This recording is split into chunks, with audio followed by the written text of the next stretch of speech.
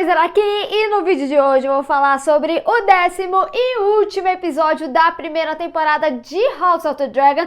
E gente, que episódio impactante, mas eu acho que ele tem umas simbologias muito interessantes. E também vamos falar do final. Polêmico, anticlímax, perfeito, enfim, vamos discutir de todos os detalhes nesse vídeo aqui e lógico, por conta disso, vão ter spoilers, então fica aí avisado, mas óbvio, depois que assistir o episódio, retorna aqui, vamos discutir muito, então, pra não perder nenhum conteúdo, se inscreve e clica no sininho pra receber notificação pra quando tiver um vídeo novo, que eu sempre trago as novidades dos filmes e das séries o quanto antes aqui pra vocês. E pode ser que role mais vídeos ainda de House of the Dragon pós esse final aí, vamos sentir principalmente depois da live. Bom, galera, esse episódio, né, ele foi muito mais focado ali na Rhaenyra, já que o episódio anterior foi focado nos verdes, pra gente entender como se deu, né, a coroação do Aegon e o que resultou nisso tudo, depois daquele final impactante. E que nem eu falei na análise de trailer, né, a Rhaenys, ela foi dali pra conversar com a Rhaenyra e a gente vê logo no início desse episódio que ela já joga tudo na lata. Ela chega, olha,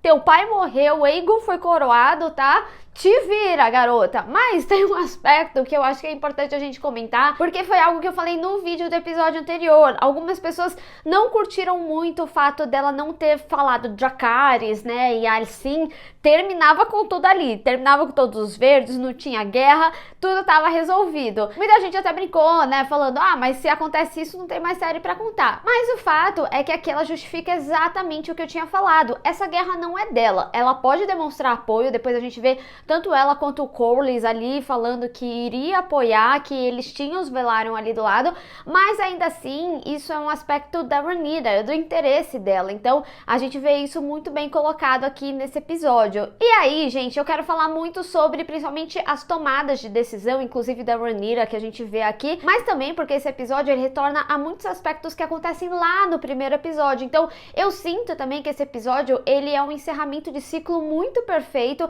apesar de, sim, lógico, gente, eu não vou mentir pra vocês, não. Eu queria muito que o 10º episódio terminasse com a Rhaenyra arrancando a cabeça da Alicent com o dragão, e não o que a gente viu, né, do Luke ali, partido ao meio junto com a Hax. Mas o fato é que é compreensível a forma que acaba, mas eu vou me aprofundar mais sobre o final já, mas eu queria falar de outros aspectos que a gente vê que retornam com o primeiro episódio. O primeiro é justamente o sentimento do Luke, porque a gente viu que anteriormente, né, no 8º episódio, se eu não me engano, foi quando eles fizeram aquele combinado com os Velaryon, que os filhos iriam casar com as filhas ali do Daemon com a Lina. E desde lá, o Luke, ele começou a sentir uma pressão, né? Principalmente porque ele seria dito como o rei dos Velários, o herdeiro ali. Então a gente inicia esse episódio com um foco muito grande nele, lógico, muito também pra gente sentir a perda dele e também pra ter todo esse ciclo. Foi que nem eu falei, gente, esse episódio ele tem muitos ciclos perfeitos, assim, de narrativa, como que eles contam a história.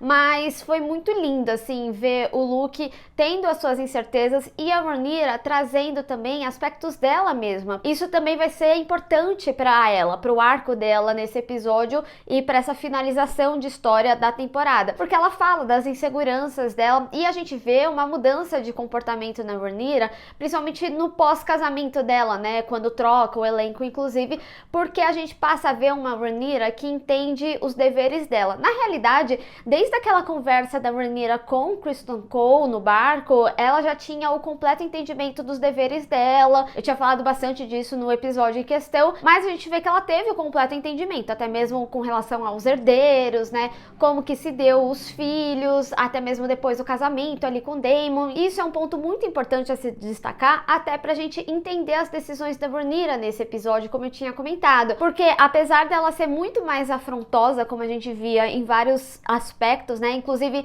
vocês lembram daquela cena dela indo buscar o ovo ali mesmo, né? E teve todo o embate ali com o Daemon. Ela era um pouco mais agressiva, mas a gente teve uma cena bem similar com o Otto aqui, em que ela cerca ele. Gente, essa cena, inclusive, é excelente. E ela, tipo, sem pestanejar, arranca o símbolo da mão, chama ele de traidor, tá nem aí, sabe? Mas o fato é que a gente vê que a Rhaenyra, ela também tem a compreensão das coisas que o pai falava sobre manter o reino em calma. É até interessante, porque se a gente for relembrar da cena do jantar, né? Ela que começa lá o brinde, falando coisas boas sobre a Alicent. E que nem eu tinha falado, né? São meias verdades. É lógico, foi todo um teatro teatro ali pro Viserys, mas tinham meias verdades. E a gente vê que a relação dela com a Alicent, ela ainda tá ali, tá num fio curtíssimo, mas elas ainda têm momentos. E por que eu tô falando disso? Até por causa daquele pergaminho que o Otto entrega, aquela página, não sei se vocês lembram, mas é a página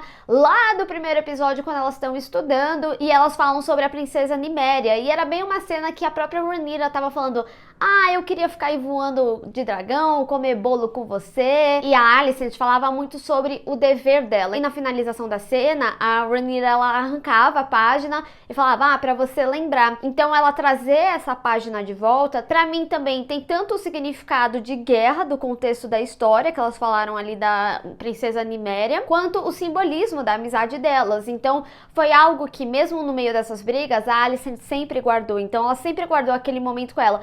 Então isso também faz com que a Rhaenyra, ela tenha uma decisão mais apaziguadora. É lógico, no plano da Rhaenyra, ela também queria que eles não tivessem muito pra onde correr, sabe? Ela ia demonstrar força, ela não ia chegar atacando e tudo mais, mas ela só ia falar assim: ó, vocês estão cercados, a gente tem o mar, a gente tem as terras, então vamos fazer como era pra ser tudo, diferente do Daemon, que queria chegar com dragões e dracarys, tudo, o que teria sido ótimo. Então todos esses aspectos que eu tô falando, eles são muito importantes pra gente entender a cabeça da Rhaenyra e também entender os momentos de colisão dela com o Daemon. Até porque, né, o Daemon, a gente vê que ele passa dos limites, né, ele enforca ali a Rhaenyra, e eu acho que é uma discussão importante pra gente ter, porque ao longo da temporada a gente viu muito o Daemon nessa perseguição do trono, vamos colocar dessa forma. Então ele tinha vários aspectos que iria ser ruim pro Viserys. Ele contou vantagem ali próximo da morte da esposa do Viserys e do filho também, então que ele seria o sucessor supostamente, e também foi o catalisador pro Viserys acabar escolhendo a Rhaenyra pelas atitudes que ele tinha e muito para se auto-vangloriar, né? E a gente não pode esquecer também da cena do quarto episódio, que ele quer tirar a virgindade ali da Rhaenyra, como um plano dela ficar em desonra e ele ser a única opção de casamento para ela, porque nenhum homem iria querer casar com uma mulher que não era virgem ou que já foi tocada. Então ele se tornaria rei ao lado ali da Rhaenyra, já que ela seria a herdeira e tudo mais, ou até mesmo conseguir o lugar dela, porque afinal, quem queria se ajoelhar para uma rainha que se desonrou, né? Mas ao mesmo tempo, sim, a série também constrói uma relação de amor realmente ali entre os dois, né? Tanto que até no momento que eles conversam, depois da morte da Lina, ele fala que ele era feliz, que ele gostava dela, mas eles entram em um comum acordo que a relação deles era uma relação extremamente forte, tinha um laço forte e, né, tem o sangue de fogo. Afinal, estamos falando de 2 Targaryens. Mas o meu ponto, aonde eu quero chegar, e até que a gente chega nesse momento do enforcamento, é que por mais que ele tenha um sentimento, eu acho que nunca na vida do Daemon ele não vai amar mais que o poder e que a sua própria ganância, né? Nada é maior que a sua própria ambição, e a gente viu isso tanto na relação dele com Viserys, ainda que ele respeitasse, né? A gente vê, por exemplo, aquele momento lindíssimo dele colocando a coroa nele, e o Daemon também, é o que a gente vê construindo ao longo da temporada de uma forma geral, ele nunca gostou dos Hightower, ele sempre foi contra o Otto. Então aquela cena, tipo assim, se a Rhaenyra não tivesse ali, ele arrancava a cabeça do Otto ali mesmo que ele morresse, sabe? E pra ele, né, também é curioso o Viserys justo morrer no momento que eles viram as costas. Então pra ele também existe um sentimento que a Alicent ocasionou a morte dele, por mais que ele tivesse mal, podia ser mais precoce do que eles imaginavam, e já fez todo o comboio ali, que agora o Aegon já tá até coroado, né? Eles já tinham reclamado porque eles não sabiam da situação do Viserys, que era tão grave, e agora também a morte, nunca chegou o pergaminho, por exemplo, pra falar sobre a morte. Eles ficam sabendo tudo junto. Tanto que o episódio, ele traz essa sensação, tudo é um sopetão. Seu pai morreu, foi coroado, então eles sentem esse baque. Inclusive, eu acho que isso também vem muito da construção de como o episódio, ele traz todas essas informações, porque, gente, o início do episódio é desesperador. É um senso de urgência absurdo, muitas coisas acontecendo, mas antes de entrar nisso, só pra concluir o negócio do Daemon, eu não acho que o Daemon mataria a Rhaenyra ali como ele fez com a sua primeira esposa, mas ele é sim ambicioso, essa ambição ainda existiu nele, e também toda a raiva dos Hightower, então eu acho que é muito coerente com o personagem, mesmo que ele tivesse menos boy lixo, vamos colocar dessa forma, nesses momentos já da fase adulta ali, da Rhaenyra e da Alicent e tudo mais. Mas, falando sobre o senso de urgência do episódio, né, gente, eu fiquei desesperada. No momento que a Rhaenys entrou ali na sala e mandou tudo, e a Rhaenyra começou o trabalho de parto dela, nossa, gente, que desesperador. Entretanto, aí tá mais um aspecto que eu falo da beleza desse episódio, que é mais um ciclo perfeito, porque se a gente repara, a série, ela teve um marco muito grande com o parto do primeiro episódio e marca a perda da mãe e do irmão, e a gente chega no 10º episódio que marca a perda do pai e do seu filho. A gente tem uma morte muito similar, um parto tão sangrento e tão explícito quanto foi o primeiro. Lógico, ele não tem mãos sendo enfiadas, né, mas ainda assim ele é muito duro de assistir, e a gente sente o desespero da Rhaenyra, e ela tá tipo assim, meu Deus, sai logo, eu tenho 1000 coisas pra resolver, sabe? E tem uma coisa que eu acho que é importante falar sobre essa cena do parto, que também é a sensação de impotência da Rhaenyra em alguns aspectos. Eu não sei se impotência é a palavra certa, mas o que eu quero dizer é que a gente tem uma simbologia muito de solidão ali, tanto que as moças, as parteiras, elas ficam, deixa a gente te ajudar, e ela quer fazer tudo sozinha. Então isso também remete muito a Rhaenyra de anos atrás, que a gente acompanhou, porque agora ela não tem o pai. O próprio Daemon, ele tá todo focado ali na guerra, ele nem tá ali com ela. Tudo bem, ela tem a família dela, tem os filhos, tenho certeza que o Jace ficaria segurando a mão dela se precisasse, sabe? E tem a urgência, tem a responsabilidade dela, e é interessante, principalmente quando a gente fala de responsabilidade, porque aqui ela tá numa posição tanto do dever dela como mulher, né, mas também do dever dela como rainha. Então, assim, é absurda, assim, essa cena, é de um impacto impressionante. Eu ainda acho explícita algumas coisas, né? Não achei tanto quanto o primeiro, mas é uma cena extremamente poderosa. Mas eu acho muito simbólico e muito significativo. Gente, eu fiquei emocionadíssima, eu não sei explicar, eu fiquei com uma vontade de chorar desde a cena do parto, do desespero, até o momento em que ela foi coroada. E a gente vê, né, um dos gêmeos lá entregando a coroa do Viserys, já que o Aegon foi coroado com a coroa do Aegon, o Conquistador, o primeiro, né, a Rhaenyra fica com a do Viserys, o que é muito interessante até porque marca também a sucessão. Eu acho que eu tinha comentado isso no episódio anterior, ou foi na análise de trailer, mas tem esse marco de sucessão, de linhagem, da mesma forma que do Jaehaerys foi para o Viserys, do Viserys foi para Rhaenyra, a herdeira que ele escolheu, sabe? Então é muito simbólico também, é muito bonito de ver, principalmente com, de novo, o contexto do primeiro episódio, ele sendo coroado, e aqui ela sendo coroada nesse último. Então, assim, emocionante, todo mundo dobrando o joelho ali pra ela, inclusive o próprio Daemon, e tantas coisas ruins acontecendo, e uma dor imensurável, principalmente depois quando a gente tem a notícia do Luke. Mas antes da gente chegar lá, eu acho que tem outros aspectos que são importantes a gente falar, até mesmo sobre esse plano deles e as casas que vão ficar do lado, até porque tem um aspecto dos Baratheon que eu quero falar com relação ao Luke, mas a gente vê ali a cena, né, em que eles falam as casas que dobraram o joelho e que possivelmente poderiam estar com a Rhaenyra ainda, né? Primeiro que eu tenho que falar que a cena é lindíssima, a forma como a pedra se ilumina ali com fogo, sério, que coisa maravilhosa. Eu acho que esse episódio, ele tem algumas coisas técnicas duvidosas, vamos colocar assim, como o fundo verde com os dragões, mas eu acho que isso é um aspecto que veio de vários episódios, principalmente episódios que tem muitos dragões, né? Mas, por outro lado, a gente tem cenas com detalhes maravilhosos, significados que vem desde o primeiro episódio, que, assim, me tira o fôlego, não tem palavras, assim, pra dizer, né? E essa cena específica, eu acho ela lindíssima. Mas aí eles falam sobre quem tá ali do lado, e pra mim, eu queria voltar nesse aspecto do plano, apesar de já ter falado o ponto de vista da Rhaenyra, porque a gente tem o retorno do Corlys aqui, né? E é muito importante porque a gente cada vez mais vai entendendo o desenho dos Velaryon nisso tudo, né? Porque, que nem eu tinha comentado, eles sofreram muito ao longo aí dos episódios, perderam tudo, né? E mesmo acreditando que a morte, né, do Laenor, a forma que eles deixaram pra parecer que era, e eles acreditaram, foi culpa da Rhaenyra, ainda assim, eles ficaram do lado dela por tudo que o Aegon representa. E isso é muito importante ressaltar, que eles até falam, né? Porque os filhos da Rhaenyra, assim como as filhas do Laenor, que tem sangue Velaryon, da Rhaenyra entrasse, mas enfim, vocês entenderam?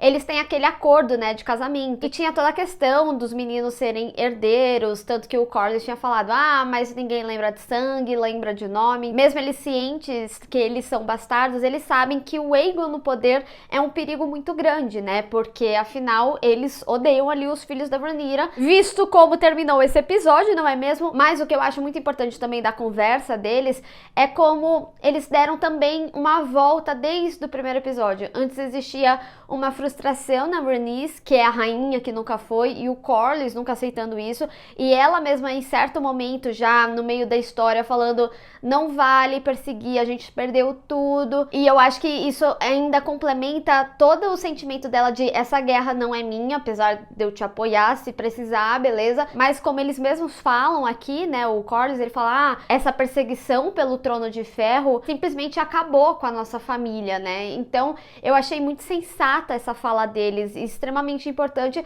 mas também porque traz todo o entendimento do porquê eles estão do lado da Rhaenyra, independente disso, porque afinal é a linhagem deles ali. E aí eles falam de 3 casas muito importantes para que essa guerra ocorra, que são os Arryn, os Starks e os Baratheon, que foram casas que ajoelharam ali para eles. E como a gente vê no episódio, né, os Baratheon, eles estão ali de comboio com os verdes, porque foi feito um acordo ali que o Aemond, por exemplo, iria casar com uma das filhas, então fortaleceria a família, então eles utilizaram de política de como trazer eles, né, e aí ele até fala, né, quem vai casar com as minhas filhas? Alguém de vocês vai oferecer alguma coisa assim?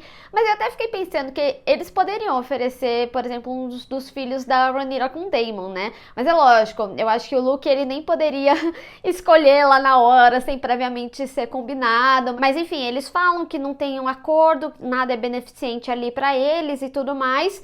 E o Aemond, ele quer se aproveitar da situação, ainda mais que é o Luke que tirou o olho dele. E aí, gente, que nem eu tinha comentado, né? A gente vê o significado da Safira ali na abertura, porque foi o que ele colocou no lugar do olho que ele perdeu quando o Luke acertou com a faca. E aí retoma toda aquela discussão, né?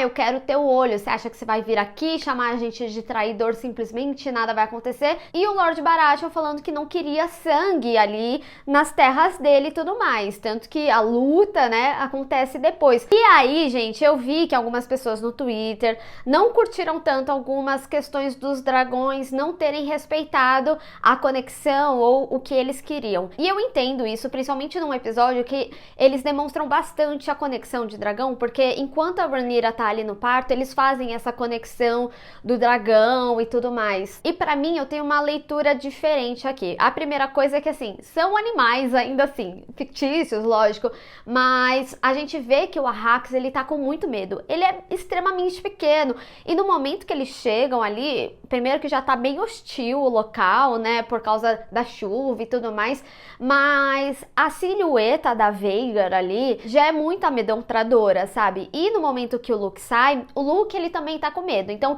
acho que existe essa conexão em ambos. Ele primeiro tava todo inseguro, principalmente com relação a dever e tudo ali que ele enfrentou. Então, acho que também é normal essa transmissão, já que a gente tá falando da conexão, né? E sem falar, né, que ele é um dragão muito menor. Então, se tem um embate ali e eles já estavam em um pré-embate, a forma que eles saem do castelo já é bem assustador, né? A gente vê que ele também é muito minúsculo, né, perto da Vhagar. E a gente tem essa noção, principalmente quando a gente vê de cima. Nossa, as cenas são absurdas, as formas são construídas. Pra mim, eu também consideraria o aspecto animal, principalmente quando a gente tá falando de presa beleza, assim, como a Hax era extremamente menor que a Veigar e tudo mais. E quanto a Veigar, ela seria um dragão que eu acredito que seria mais hostil também, que poderia desobedecer, apesar do Aemond ter o controle ali dela, ela ter aceito e tudo mais, mas ainda assim, voltando ao aspecto da conexão, né? Gente, o Aemond, pra mim, ele tava extremamente na maldade ali, sabe? Não necessariamente que ele queria matar, mas ele queria ferir, sabe? Eu acho que em ambos os casos condiz com a conexão sentimental do momento ali da cena, sabe? É lógico, eles ficam falando, porque você não tá me obedecendo e tudo mais, mas ainda assim é como se fosse quase uma vontade involuntária dos dois. O Luke com certeza tava se tremendo de medo, assim como o Aemond, ele queria sim ferir o Luke, né? Entretanto, né, quando acontece, gente, assim, não tem como esse menino ter sobrevivido. Primeiro que pela cena, ele virou comida realmente da Veigar. O que a gente vê caindo ali é realmente do Arrax em 3 partes, várias partes, mas o Luke foi pro estômago da Veigar. E mesmo se não tivesse ido, a queda dele ali poderia ter matado, ou até mesmo ele muito ferido, não conseguiria nadar, enfim, já era, morreu realmente, sabe? E é interessante porque o Aemond, ele tem noção da merda que ele fez,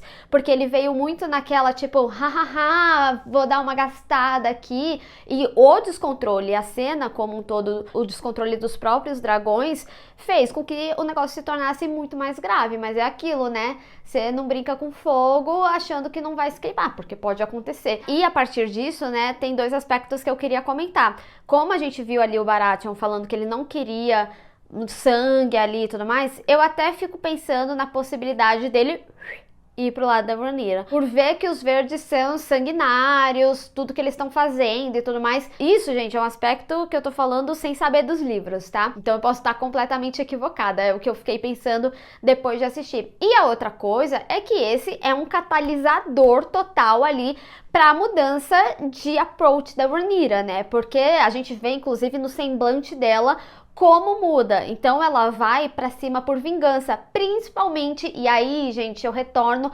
quando a gente fala sobre a relação dela com a Alicent, porque que nem na cena do jantar, elas mesmas falam sobre como elas foram boas mães, como elas protegiam seus, tanto que a briga também vem muito disso e tudo mais.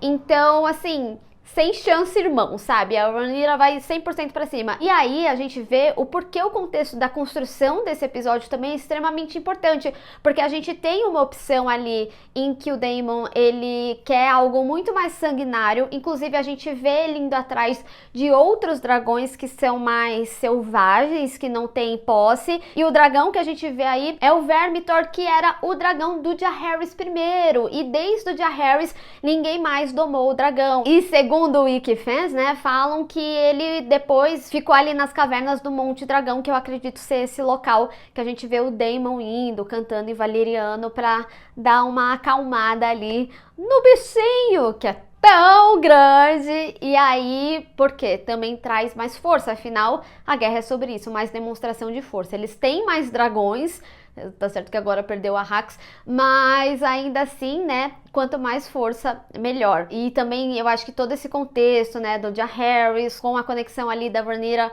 faz total sentido. E tem outro aspecto também, quando a Rhaenyra pede pro Jace honrar ou defender o que ela gostaria ali, porque ela sabe que o Daemon tá sangue no olho e tudo mais, ele depois fala assim, eu vou te mostrar outra forma das pessoas demonstrarem lealdade, e é impondo medo, principalmente se tratando dos Targaryens. Gente, os Targaryens, ninguém luta contra eles justamente porque eles têm dragões, então é óbvio que funcionaria, né? Mas eu acho que isso pode deixar também o Jace mais sangue nos olhos, sabe? De tipo, olha mãe, beleza, a gente fez do seu jeito e o Luke morreu, sabe? Porque a gente vê que o Jace, ele é muito bonzinho, sabe? Ele entende seus deveres, ele entende as suas necessidades. Eu confesso pra vocês que eu fiquei com um pouco de medo pelo Jace, porque quando a Rhaenyra era a única herdeira ali do Viserys, ele ficava muito pistola quando ela voava de dragão, porque ele falava, você tem noção que se algo acontece com você, acaba os herdeiros, acaba a nossa família aqui, sabe? E aí, quando o Jace foi, eu fiquei, meu Deus, pode acontecer alguma coisa com esse menino, e ele é o herdeiro, sabe? Enfim, tá certo que tem outros filhos aí, no caso da Rhaenyra, mas enfim, e aí, né, a gente chega nesse final Que ódio que não tem episódio na semana que vem. Foi que nem eu falei, gente, eu super entendo a galera ficar frustrada. Ele é um final bem de tipo, como se tivesse uma continuação, sabe? E foi como eu falei no início do vídeo. É óbvio que eu ia adorar ver a Rhaenyra botando fogo em tudo. E aí vem a segunda temporada. Porque, assim, série sempre vai ter gancho. Lógico, não vai finalizar a história. Mas o fato é que eles também chegam no ponto principal pra gente chegar em Dança dos Dragões. Se especulava por causa da abertura, né, que a gente veria o início da Dança dos Dragões no final da temporada. Mas o fato é que até mesmo os próprios produtores, criadores, roteiristas já deram entrevista falando que a ideia da série é contar meio que uma história por temporada. Quase como uma antologia, né? Então, o que a gente vê aqui é toda essa questão da coroação e o que se dá pra acontecer Dança dos Dragões, né? Mas assim, gente, ele é um episódio que ele termina com carinha como se tivesse outro na semana que vem, mas eu preciso dizer que ele também é um episódio que ele encerra um ciclo perfeito. Então faz muito sentido que a temporada termine da forma que terminou, termine nesse momento aí da história, em contexto de história, eu quero dizer, sabe? Eu acho que esse episódio, de uma forma geral, ele é todo trabalhado em ciclos, ele puxa muitos aspectos desde o primeiro episódio, tanto na amizade da Alicent, quanto as pessoas que se ajoelharam a ela. A cena do parto, gente, nossa, como eu fiquei emocionada, sabe? A representação de tudo, da mãe, do pai, do irmão, do filho, sabe? Os dois partos mais dolorosos aí da temporada, apesar que o da Lina também foi bem triste, né, de ver que também não ia dar certo e a forma que tudo terminou, mas eu acho assim que termina redondo. Eu não tenho palavras. Gente, eu tava nervosa nesse episódio, ele traz a urgência, é absurda a construção, sem falar das cenas que são muito bonitas também, né, de acompanhar, tipo a cena da mesa que eu falei, enfim. Então assim, sem palavras, eu acho que é uma primeira temporada já absurda. Eu acho que ela, lógico, se facilita por ter o contexto de Game of Thrones muito recente ainda, sabe? Então tiveram muitos contextos que não precisavam ser explicados. Tiveram momentos, sim, um pouquinho mais corridos, os saltos temporais um pouco difíceis em alguns momentos de acompanhar, mas eles foram em pontos que eles queriam, que fazia sentido pra história. O George R. R. Martin até deu uma entrevista falando que eles queriam que fossem 13, mas que eles ficaram com medo das pessoas, enfim, né, perderem o timing do negócio. Eu, honestamente, tendo esse contexto, assim, teria sido maravilhoso ver 20 se tivesse, mas lógico, pra ver outras coisas, né? A gente viu que tiveram cenas que foram deixadas de lado, tipo o casamento da Alicent, e aí falaram que teve uma cena lá que mostrava a Rhaenyra arrumando ela, sabe? Eu acho que seriam contextos que teriam saboreado mais a gente entender algumas relações, mas o que eu digo, assim, é que eu gostei demais dessa primeira temporada, tô completamente apegada, tô louca pra ver a segunda temporada e eu sinto que a história, ela faz muito sentido, pra mim é uma história muito bem contada. Eu estou felicíssima e triste ao mesmo tempo, porque não tem mais pra gente comentar aqui semanalmente, mas vocês sabem que ainda vão ter alguns conteúdos e tudo mais. Mas eu quero saber de vocês, o que vocês acharam desse episódio e qual outro detalhe que você acha importante e eu não falei aqui. Vamos discutir. Bem, pessoal, espero que vocês tenham gostado desse vídeo, espero que vocês tenham gostado das coberturas semanais, eu adorei fazer elas e pra mim, cara, foi uma série que eu amei tanto, que foi a melhor decisão, assim, trazer essas análises semanais, porque foi gostoso. Tiveram semanas aí, gente, que era a única coisa que eu tava, assim, animada, assim, falando, sabe? Então, House of the Dragon, de uma forma geral, ela foi vários picos de alegria aí das minhas semanas, então eu tô extremamente satisfeita e espero que vocês tenham gostado também da cobertura. Então, se você gostou desse vídeo, não esquece de deixar o seu gostei e compartilhar nas redes sociais, inclusive me segue lá, se inscreve no canal e clica no sininho pra receber notificação pra quando eu tiver um vídeo novo. Te vejo no próximo. Tchau!